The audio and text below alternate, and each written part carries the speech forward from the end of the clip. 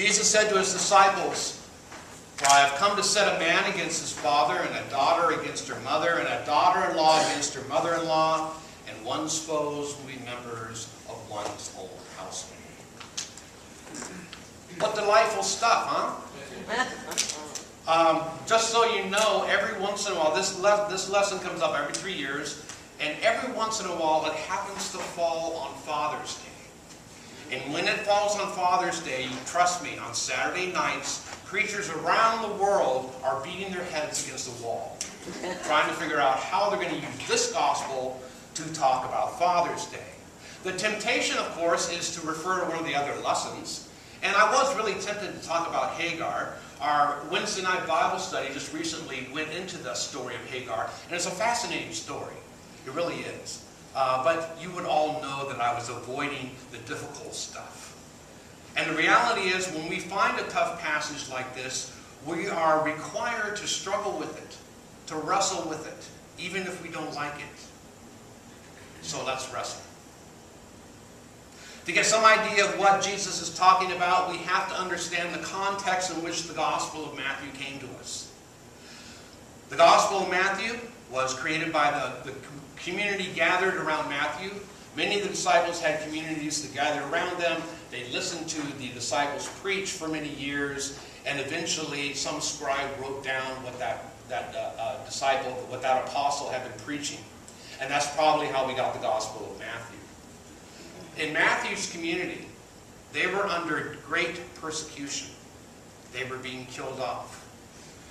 That particular persecution seemed to have been primarily about power.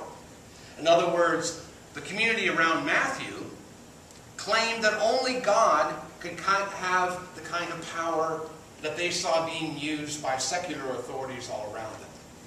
Family patriarchs thought they had the authority. The emperor thought he had the authority. The emperor's soldiers thought they had the authority. But the Matthew community said, no, only God has the authority.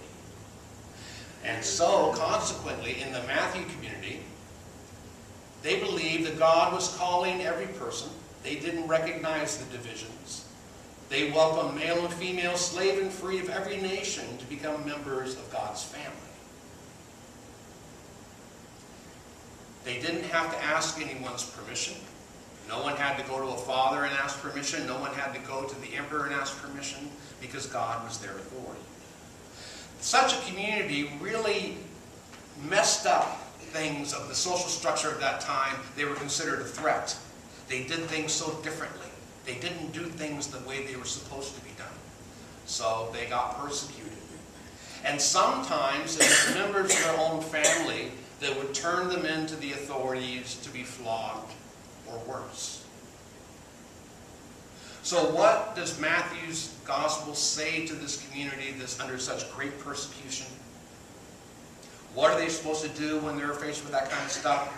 Do not fear those who kill the body but cannot kill the soul. Are not 2 sparrows sold for a penny? Yet not one of them will fall to the ground apart from your Father.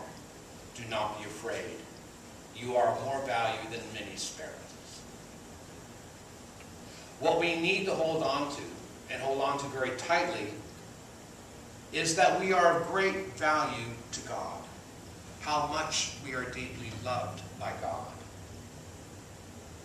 We are loved by God. In fact, it is God's love that needs to be the example, the source of all the love we express in our day-to-day lives.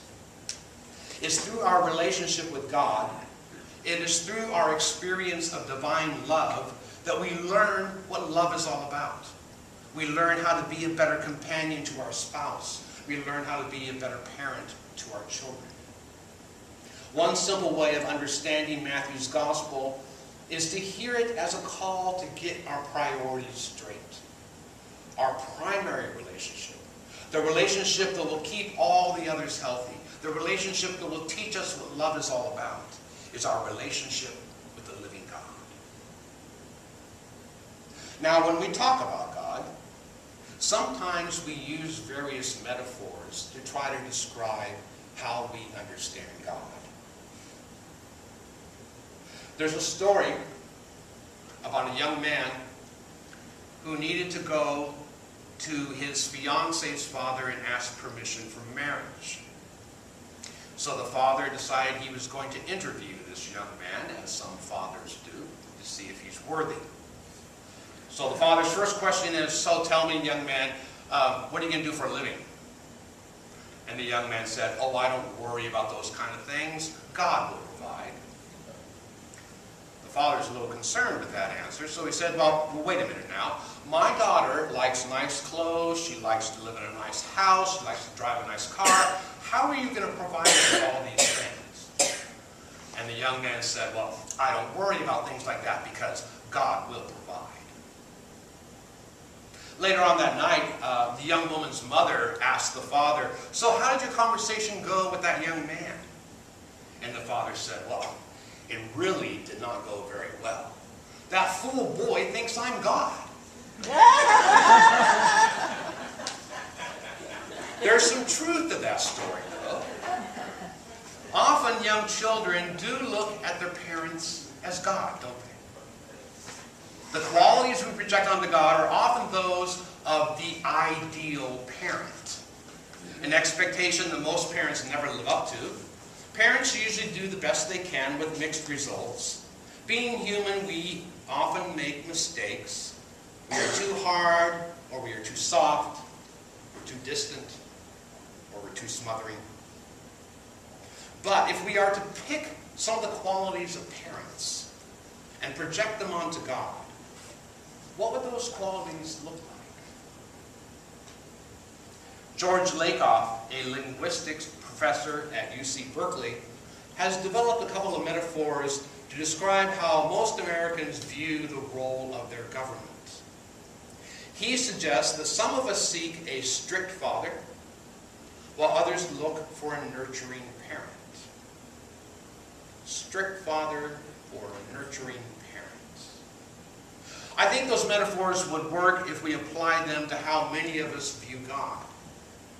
The God of the Old Testament is certainly a strict father. At the same time, the God of the New Testament often appears to be a nurturing parent. What I'm wondering is, do we have to choose one or the other? Wouldn't a good parent be a bit of both? Many years ago, I heard a story, I think it was from Kenneth Leach, about a father who was faced with a very difficult discipline problem. He had discovered a pile of comic books in the bedroom of his 8-year-old boy. When he asked the boy where the comic books came from, the boy confessed that he had been stealing them from the store down at the corner. So the comic books were gathered up, the father gave the son a lecture, and all the comic books went back to the corner store.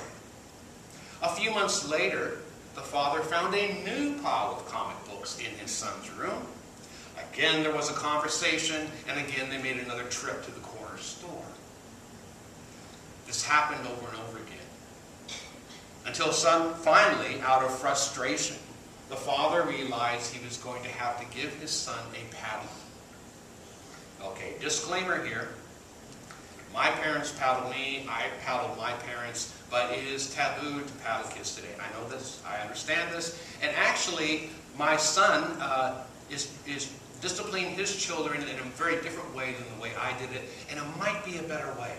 So I try very hard when I babysit his kids to respond the way he would, not the way that I would.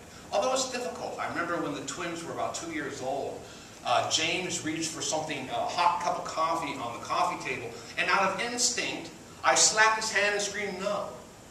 The poor little guy cried for half an hour. No one had ever hit him, and no one had ever screamed at him before.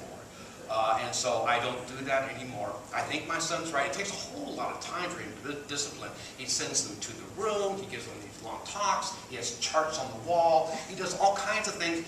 It might be a better way, so I'm trying to give him room. Okay, there's my disclaimer. We don't paddle. But in these days, the father did paddle his son. Okay, now fast forward many years. The 8-year-old boy is now a young man, and he's traveling with his mother in the car, and his mother is talking about that comic book story from when he was a little boy. And the mother says, well, you know, it's really unfortunate it took a paddling for you to quit stealing comic books. And the young man said, Mom, no, it wasn't the paddling that made me stop stealing the comic books. After Dad finished paddling me, when he stepped out in the hall and closed the door, I could hear him sobbing on the other side of the door.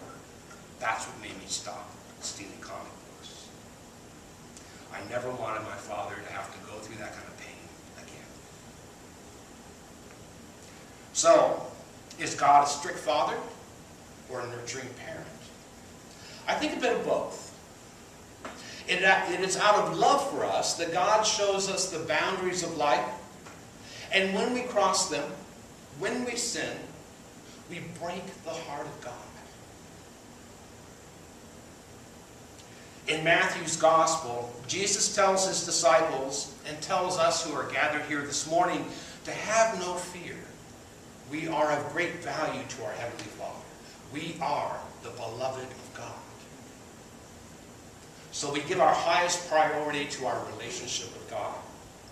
It is from that relationship that we learn what love is all about.